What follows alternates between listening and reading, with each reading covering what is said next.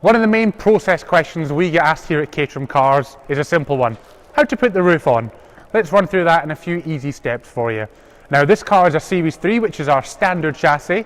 The process is very similar for our SV large chassis. First step is to undo all these poppers around the boot cover, and that gives you access to the boot area where the roof is stored. So we simply undo all of these. Next step is to push the boot cover away into the boot to make some space. The roof itself is rolled up and stored in the boot area. This front selection of poppers here goes across the front windscreen.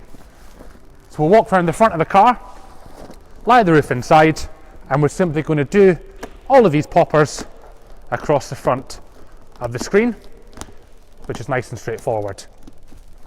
Once they're all in place, we're then going to lift up these hood sticks.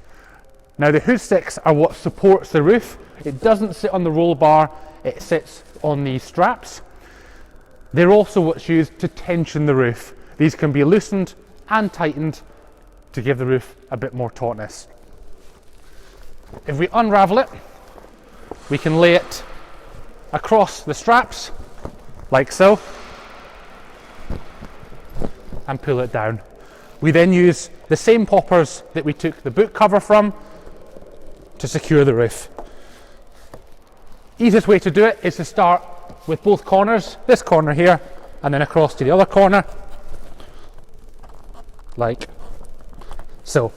That then makes the rest of the poppers significantly easier to locate and get into place as you work your way around the roof.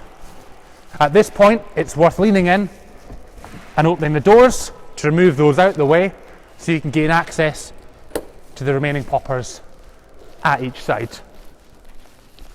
Once we've done that on both sides, like so, you'll see the roof is fully in place.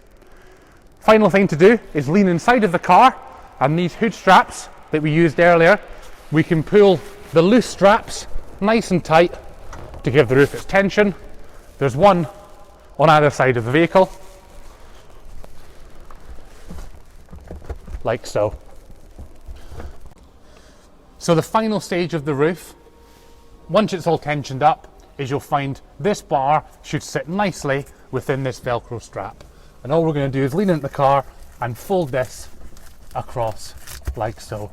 This is just a final element on the roof to hold it in place. What this should do is, at motorway speeds, just stop the roof flapping. So it just helps hold it in place, like so. Once the roof's in place, we can then lower the doors, like so. Now, this section of the roof has a double seam. What we're going to do is tuck the top of the door in between those two seams, leaving the remaining strap here sitting outside, almost like a door handle. And there's your roof.